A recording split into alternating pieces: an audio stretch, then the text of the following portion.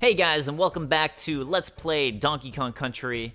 I'm Dave Klein of Dave Control, and we're gonna hop right into Barrel Canyon Canyon. Which, actually, I would get further than this. When I was talking about the Blockbuster Tournament last time and how far I got, and I got further than this, actually. Yeah, so this is, if you notice, if you were watching the last episode, Cranky Kong was telling me about the secret on top of the trees, and this is the secret that he was referring to. I don't know. I think there might be stuff down here, too. Damn it! What the fuck? That makes it seem like there's a secret. You know what? I never actually take the down path, because I always do that upper path. I'm kind of curious now as to if there's secret things in this downwards path that I never end up getting for a full percentage. Can't get hit, because I need this barrel. Okay, apparently I don't need the barrel. It doesn't do shit for me. Wait a second. How do I get that thing down there? No, no, no, no! No! This is not what I wanted to do. Oh, I see why. Because that barrel is going to end up moving at the bottom. But yeah, this was always a quick one to get through in the Blockbuster Tournament. So last episode, I wanted to talk about David Weiss. Yeah, let's try this. Nope. I'm just looking for those secrets. So David Weiss was the composer for the music of Donkey Kong Country, and he actually did music for a lot of other rare games on the NES era, and he ended up doing Diddy Kong Racing as well, which I absolutely love the soundtrack to, personally. And if you don't, well, I mean, you're just wrong. You're just wrong, aren't you? Huh? What? What? How do I get to the spot that I want to get to then? How do I get that frog? I actually don't know, because I never did that. Maybe if I take the rooftop... Wait a second. Oh, the frog might be just this. Nope. It's not. Oh! No! Alright, one last time. One last time. Maybe this will let me get there. No, it's not going to let me get there. I'm honestly more so just curious now. So David Weiss, though, I've talked about for doing the music for this, that when he first composed the music for this game, he didn't think that they were going to use a lot of it, or use any of it, actually, because he figured since it was such an important Nintendo property, Nintendo would just take care of it. And do... No. Yes, I got it. Okay. Let's see if there's anything here. Probably not, but I still need to know. I need to know. It's so important. Anything? Anything? Nope. Worth it. It was worth it anyways. Well, there might be something by getting shot down, I guess. No? No? Okay. Let's try going on top of the trees. I needed you, Bouncy Bro. I needed you to get on top of this tree. Yeah, I guess there's nothing. Well, totally worth it. Totally worth it. I love the music in Donkey Kong Country. And it's funny because I was reading some article review by GamePro, and they were talking about how forgettable the music is, and how they were like, one of the bad things about Donkey Kong Country, of everything that's so great about it, is how bad the music is. And I'm like, what are you talking about, man? David Weiss is a genius. You just don't understand his genius. He's too genius for you. Losers don't understand. Even though I actually always liked GamePro. It was one of my top ones that I read when I was a kid, of all the gaming magazines. But yeah, music's so good, man. GamePro was wrong back in the day about that. Okay, so the secret for this one is going to be up here, if I can get there in time, which I might not be able to at this point. No, I couldn't make it. I thought I remember that always being an issue for me. And this specific one is not being able to make that in time. Another game design thing, actually, to talk about. Oh, wow. It starts me all the way back at the beginning of the level. Okay. Well, I guess that's that. So, apparently, the designers, before speedrunning was really a thing, the designers talked about how they tried to make this a game where if you were good at the game, you could really just run through it. And get through. So they tried to make the timing of everything work, so you could just speed through the game if you're good at it. And again, this is before speedrunners and speedrunning was this big thing. So I always thought that was a pretty cool When I saw that, I was like, oh, cool. Like, without, they kind of had speedrunners in mind in a sense, because that's something that I like doing when I get good at a game. Trying to go through as fast as I can. I think this is actually the one I was thinking of before. Yeah, I don't see. That's one of the ones where I'm like, I don't know how it knows or if you beat it or not, or what it considers to be getting through the bonus stage, if it's just going in or not, because you can't get everything. Don't know if you really need this TNT for anything now. I guess not. I guess. Yeah, I doubt I would need it for anything past here, but while I'm making it through, why not check? Okay, yep, that's it. Let's go back and try the top part. I'm gonna do this, because the gators, you can't get me. Oh, just to get the N, okay.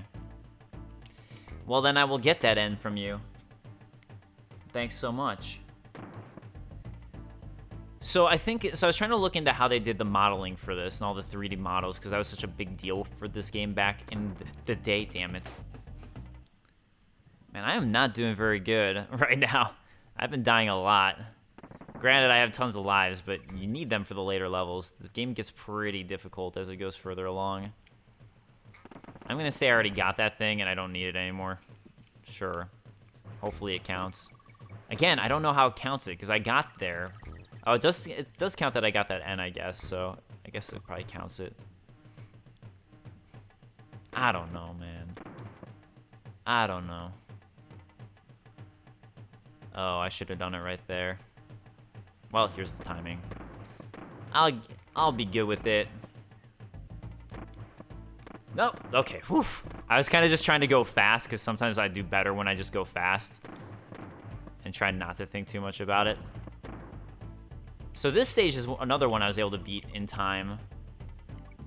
Oh, God. Oh, there's a way to get up there and just blast through everything. Son of a bitch. I missed the secret. Oh, well. I mean, I don't know if it was a real secret or not. I don't know. Oh, I guess I must have gotten to, like, World 2.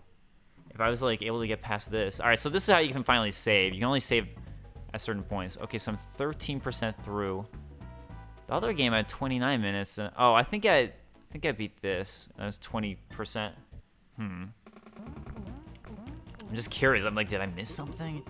I don't know. I guess I probably did. I'm sure I don't know all this. I definitely know I don't know all the secrets in this game. Easiest boss of them all. I can't believe I got it. Look how many bananas he has. Is this not enough bananas for you guys? You really have to go all the way to K. Rool. This seems like definitely more than enough bananas. The monkey mines. We finally made it to those monkey mines. Winky's Wallway. Is that what that said? Okay, so I think that this is the level I always got to in the Blockbuster Tournament that I would always, like, run out of time at.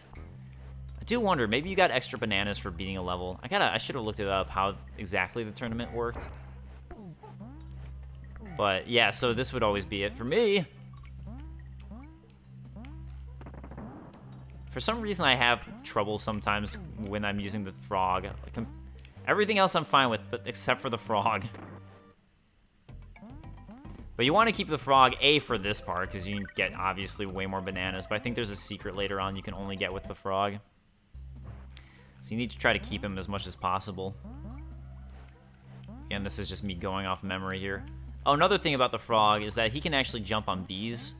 So you're actually safe with the bees if you use the frog. Wait a second.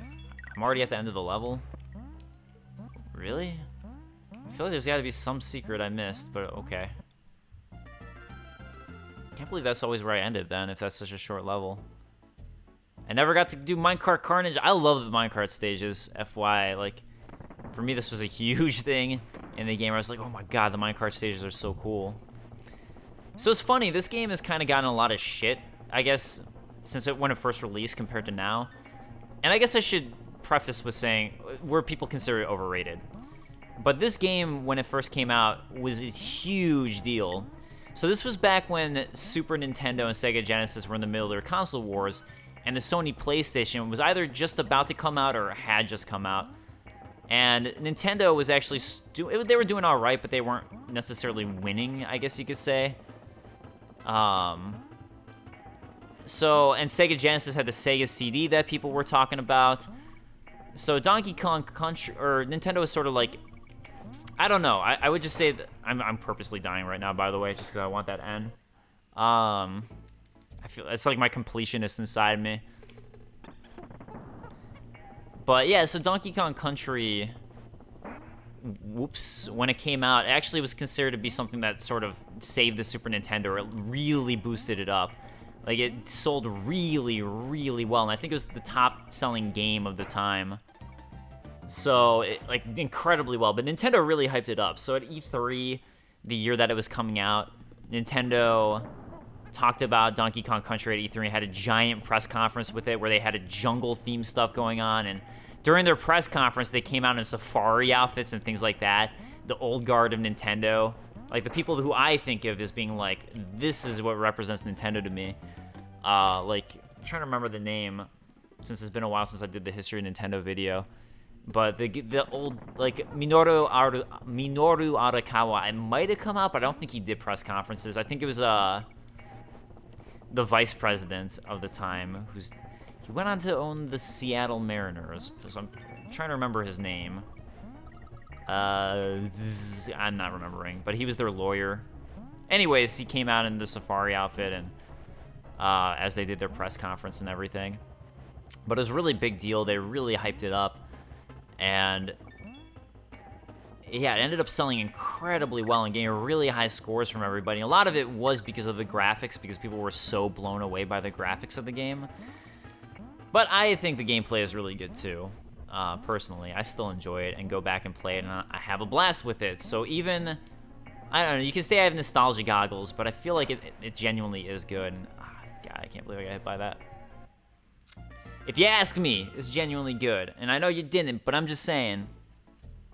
But yeah, so Time in 2005.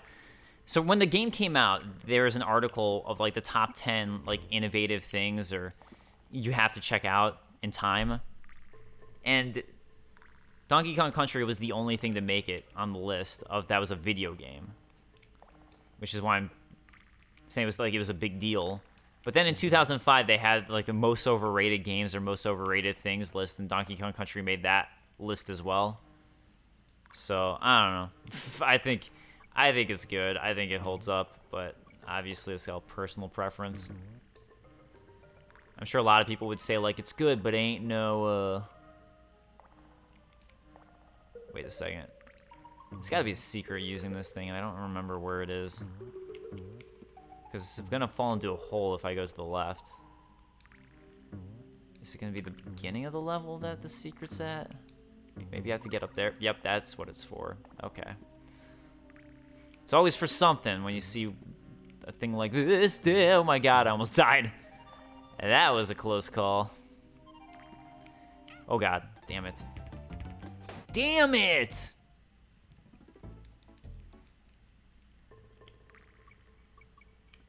I'm trying to think of other things that...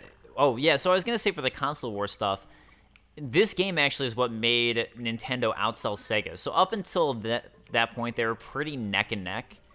And after Donkey Kong Country came out, Nintendo just sped ahead of Sega in terms of sales. And I don't think Nintendo ever was, like, fully... I don't know. Like, it kind of depends on who... Hold on, I should try to think about this. It's going to be a single banana. I need to jump. Okay. Single banana after the cluster. It's kind of hard to see it. Okay, so a single banana. There we go. Got it. It's funny because Sega and Nintendo always contested how their sales, and it's hard to say who really was selling better throughout most of the console wars. But after Donkey Kong Country came out, Nintendo just sped ahead. And I think part of that is Sega focusing on stuff like the Sega CD and just having too many consoles. Because they had the Sega CD, and then they had the Sega 32X. And then after that, they finally had the Sega Saturn, which was the real next-gen one. But, yeah, with all those, like, mini consoles, essentially, that came out in between, I think that's actually a big reason why, as opposed to just Donkey Kong Country. It's more of a combination of factors. But regardless, Donkey Kong Country did really, really well for the Super Nintendo and helped to get a lot of sales. So, yeah. There you go, with the importance of Donkey Kong Country. It There's also the return of Donkey Kong after a really long time. Oh, God. Okay, I don't need to go there. I want to keep my frog. That's more important to me. Because I'm pretty sure there's going to be a secret coming up where I need the frog. Could be wrong, but I'm pretty sure. Yeah, so right here, again, with the bee, I can jump on him with this frog. Man, I keep on, like, wondering if maybe the secret's, like, up there. Oh, God. So, yeah, I know the frog does make this easier, but again, ah, damn it! I was trying to jump on the bee and I missed.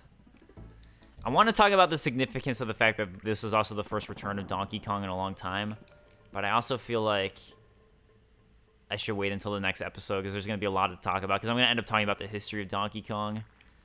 And that's a long subject because there's a lot to say with how important Donkey Kong was for Nintendo and the start of it, and also lawsuits and stuff relating to Donkey Kong, which I find fun and quite fascinating.